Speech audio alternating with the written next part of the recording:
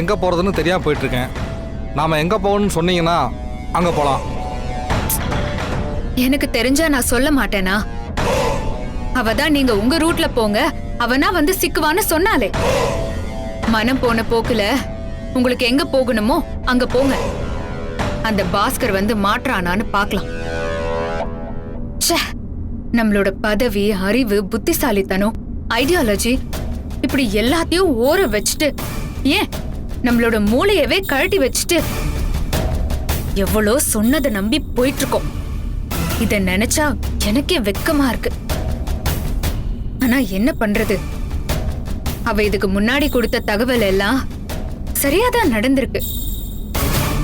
இன்னைக்கு அந்த பாஸ்கரை உயிரோட புடிச்சாகணும். அவனோட வாக்குமூலத்தை எப்படியாவது வாங்கி ஆகணும். 7 மணிக்கு அவன் செத்துருவான்னு வேற சொல்லிருக்கா. இது எனக்கே அவ விட்டுருக்கிற சவால் தான். அவனை சாக விடாம காப்பாத்தணும். சோ நாம இப்படி போறது முட்டாள்தனமா இருந்தாலும் நமக்கு இப்ப வேற வழியே இல்ல.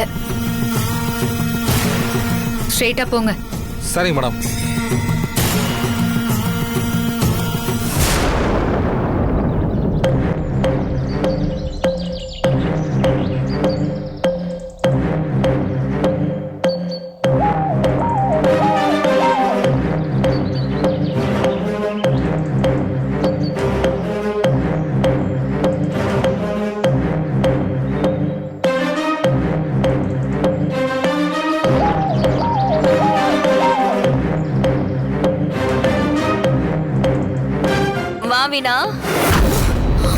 இவளுக்கு தலைக்கு பின்னாடியும் கண்ணு இருக்கா?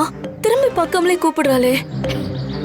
என்னடா ஆளை பார்க்காமலே கூப்பிடுறா?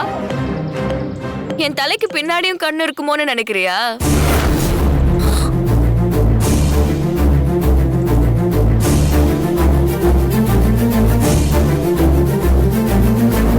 கனகா, இனி உன் பக்கத்துல வரப்போ எதையும் நினைக்க கூட மாட்டேன். சரி, வந்த விஷயத்த சொல்லு. சொல்றேன். ஆமா, எக்ஸசைஸ் எல்லாம் பண்ணிட்டு இருக்க, இதெல்லாம் கத்து வச்சிருக்கியா?